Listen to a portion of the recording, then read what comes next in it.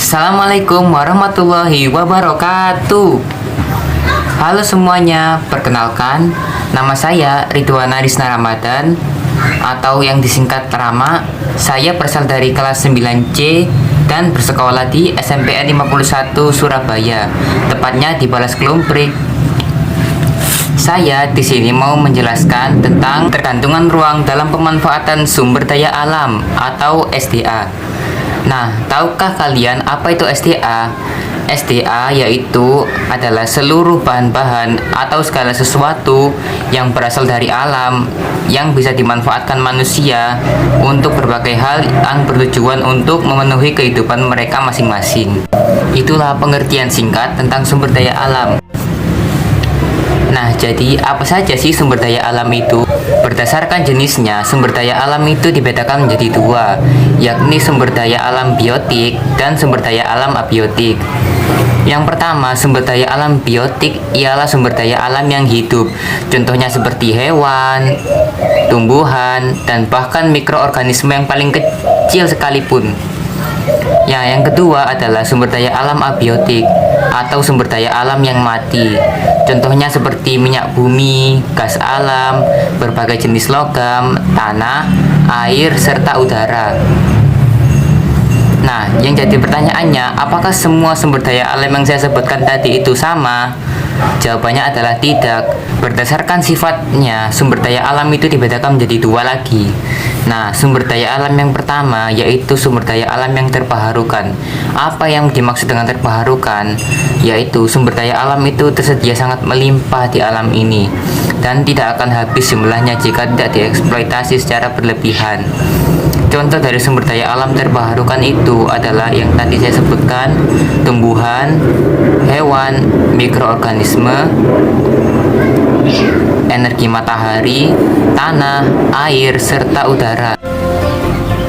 Sedangkan yang kedua yaitu sumber daya alam yang tidak terbaharukan. Apa yang dimaksud sumber daya alam tidak terbaharukan? Sumber daya alam tidak terbaharukan adalah sumber daya alam yang jumlahnya sangat terbatas di dunia ini. Rata-rata sumber daya alam ini proses pemakaiannya itu lebih cepat daripada proses pembentukannya. Apa saja sih contoh sumber daya alam tidak terbaharukan? Contohnya yaitu seperti minyak bumi, gas alam, dan berbagai jenis logam yang sering kita temui pada kehidupan kita sehari-hari. Nah, serta apa dampaknya sumber daya alam ini terhadap era revolusi industri dan inovasi teknologi yang sangat berkembang maju atau pesat sekarang ini. Jadi, bahan sumber daya alam itu digunakan sebagai bahan baku industri pada era revolusi industri ini. Kebanyakan dari mereka mengolah sumber daya alam menjadi produk jadi atau produk matang yang akan bisa memenuhi kebutuhan masyarakat serta memiliki berbagai manfaat lainnya. Hal ini bisa terjadi karena Indonesia merupakan negara dengan tingkat biodiversity tertinggi di dunia setelah Brazil. Nah, buat kalian yang penasaran apa sih biodiversity itu? Nah, biodiversity itu adalah semua kehidupan yang ada di muka bumi ini. Contohnya seperti tumbuhan, hewan, jamur, maupun mikroorganisme. Dan semua kehidupan tersebut tersedia banyak sekali di Indonesia.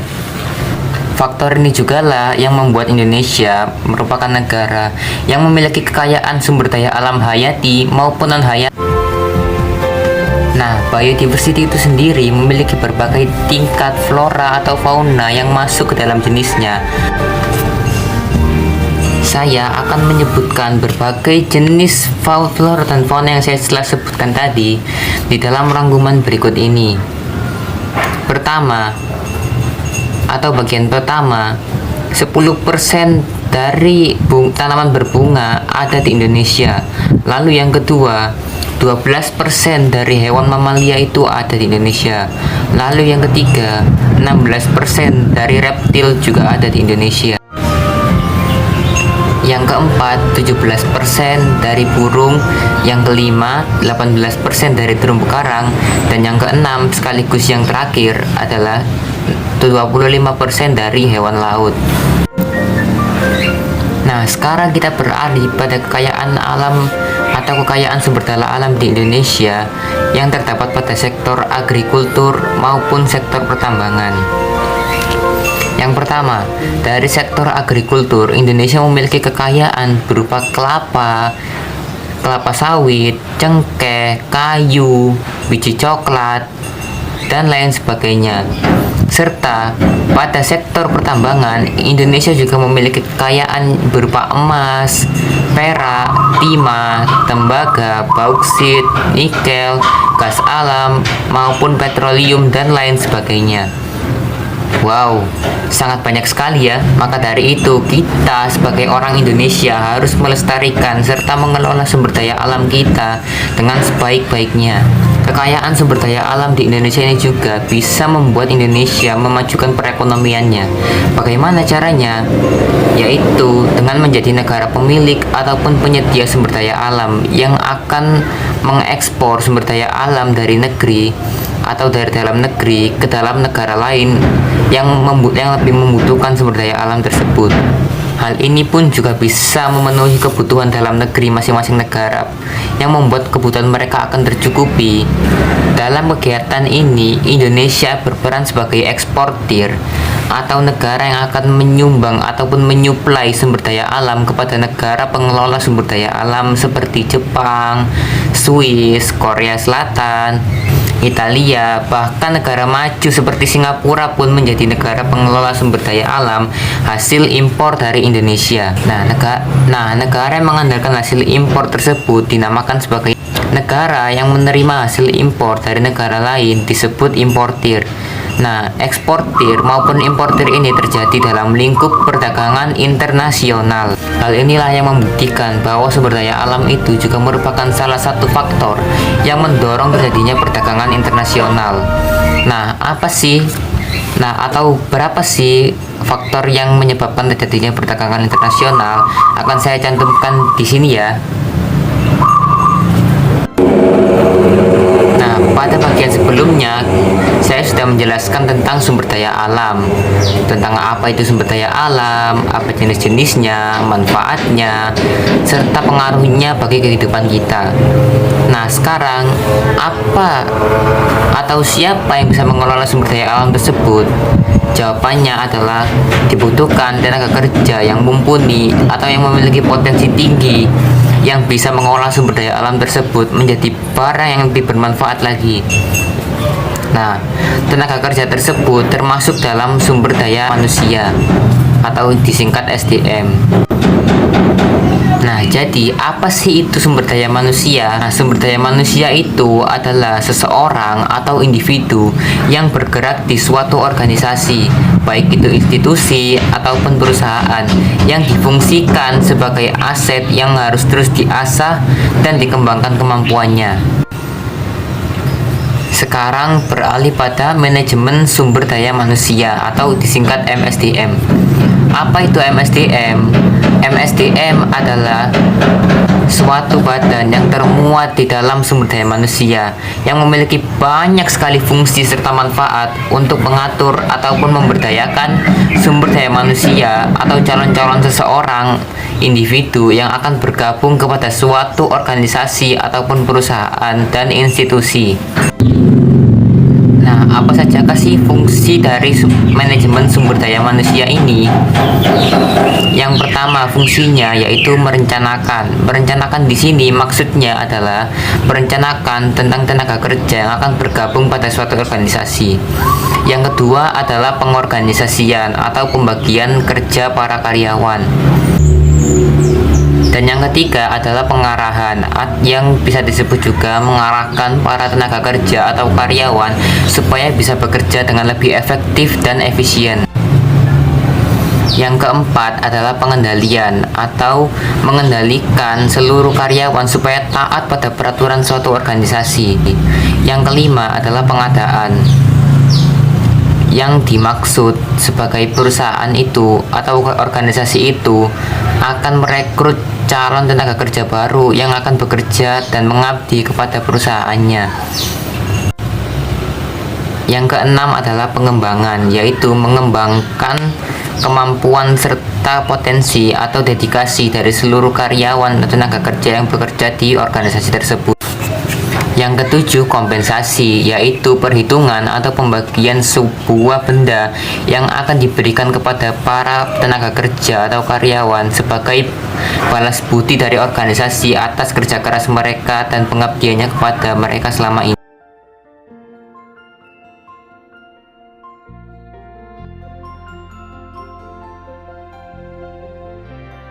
Yang ke-10 adalah pendisiplinan atau kedisiplinan yang memiliki arti di mana perusahaan itu bisa mendisiplinkan karyawannya supaya lebih taat lagi pada aturan perusahaan dan mengikuti aturan norma sosial yang berlaku di masyarakat. Dan yang ke-11 sekaligus yang terakhir adalah pemberhentian, yaitu pemberhentian kerja dari karyawan atau yang bisa disebut PHK. Yang akan saya jelaskan terakhir adalah kompensasi. Sudah saya sebutkan dari uraian di atas kalau kompensasi merupakan salah satu poin penting yang juga harus dimiliki oleh suatu organisasi. Nah, kompensasi itu adalah segala sesuatu yang harus dibayarkan oleh perusahaan, baik itu dalam bentuk apapun yang harus diterima oleh para karyawan sebagai imbalan atas jasa mereka.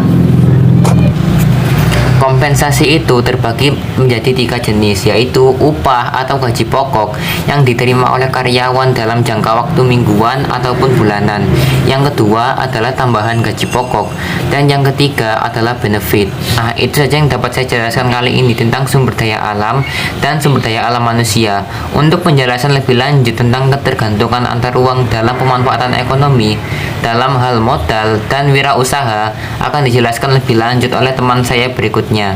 Saya akhiri penjelasan materi saya. Wassalamualaikum warahmatullahi wabarakatuh.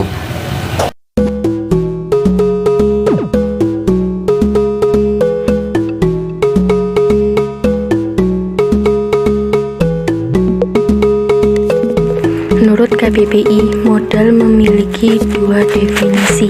Pertama, modal adalah uang yang dapat dipergunakan untuk menghasilkan sesuatu yang menambah kekayaan. 2. Modal adalah barang yang digunakan sebagai dasar untuk bekerja. Dari 2 definisi tersebut dapat disimpulkan bahwa modal tidak hanya berupa uang, namun dapat berupa barang.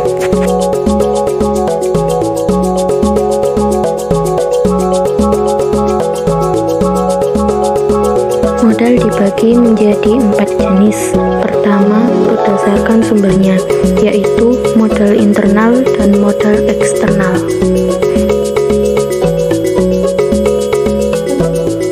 Kedua, berdasarkan fungsinya, yaitu modal perseorangan dan modal sosial.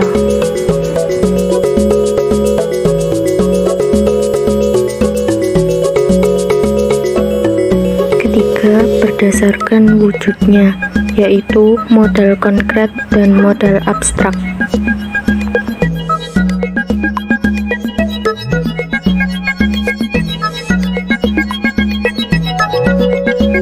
Keempat, berdasarkan sifatnya, yaitu modal tetap dan modal lancar.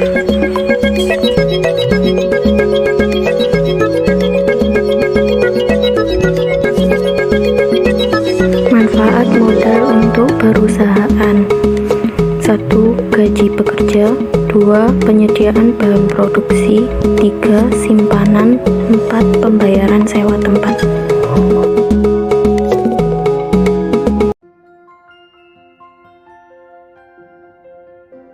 Apakah kalian tahu apa itu wirausaha? Wirausaha adalah proses mengidentifikasi, mengembangkan, dan membawa visi ke dalam kehidupan.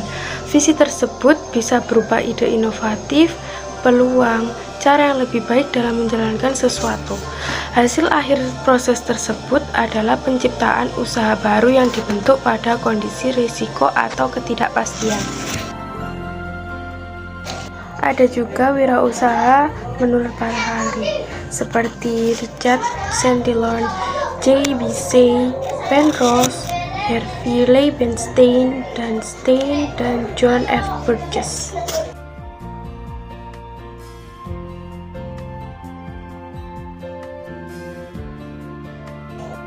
Tujuan wirausaha adalah untuk mendorong semangat atau mensosialisasikan pengaruh wirausaha kepada orang lain. Kedua, menghasilkan sesuatu yang memiliki nilai lebih tinggi dibandingkan sebelum diolah. Ketiga, bagi si pelaku usaha, maka akan membantu membangun karakteristik wirausaha yang baik dan kompeten. Keempat, menghasilkan banyak wirausaha yang berkualitas. Kelima, membantu membangun kesejahteraan masyarakat. Pelaku wirausaha umumnya memiliki karakteristik atau sikap sebagai berikut. Pertama, disiplin. Kedua, kreatif dan inovatif. Ketiga, jujur. Keempat, bertanggung jawab. Kelima, berkomitmen tinggi. Keenam, kompeten dan terampil. Ketujuh, percaya diri. Kedelapan, berorientasi pada masa depan. Kesembilan, mandiri dan realistis. 10. Memiliki kemampuan organisasi yang tinggi. Ke-11, cerdas dalam bidang finansial. Untuk dapat menjadi wirausaha, kamu perlu memahami kategori atau jenis wirausaha. Yang pertama ada penemu. Penemu memiliki tugas untuk mendefinisikan atau menciptakan konsep yang bersifat unik dan baru, serta menghasilkan penemuan dan metodologi.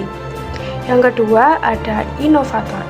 Inovator adalah seseorang yang menerapkan teknologi baru atau metodologi yang cocok untuk memecahkan suatu masalah. Yang ketiga ada marketer. Seseorang yang bertugas mengidentifikasikan kebutuhan pasar dan berusaha untuk memenuhinya dengan produk baru atau yang lebih efisien. Yang terakhir ada oportunis. Dapat berbentuk sebagai broker atau pialang yang bertugas untuk menyesuaikan kebutuhan dengan jasa yang dibutuhkan serta menghasilkan komisi. Apa saja contoh dari wirausaha? Contohnya toko pakaian, kafe atau restoran, waralaba kuliner, laundry, catering, percetakan, usaha retail, startup, kerajinan tangan, dan masih banyak yang lainnya.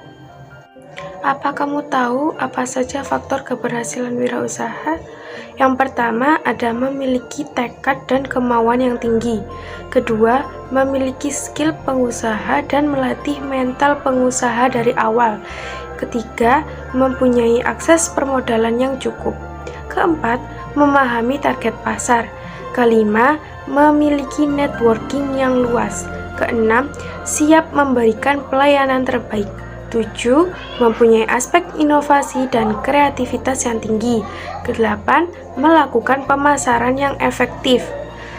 Ke-9. Mampu memberi solusi. Dan yang terakhir, ada cepat dalam mengambil kesempatan yang datang. Ada juga penyebab gagalnya wirausaha, yaitu aspek manajerial yang tidak kompeten dan kurang berpengalaman, tidak memiliki cukup pengalaman baik secara wawasan, visualisasi, usaha, maupun pengelolaan usaha, kurang mampu mengendalikan keuangan, tidak adanya inovasi sesuai dengan perkembangan zaman, sehingga tidak mampu bersaing di pasar, menghasilkan produk yang tidak dibutuhkan oleh pasar, menetapkan harga yang kurang tepat, memiliki mentor yang salah dan kurangnya pengasahan wawasan dan kemampuan sebelumnya, dan lokasi yang tidak strategis. Dan masih banyak lagi faktor kegagalan wirausaha.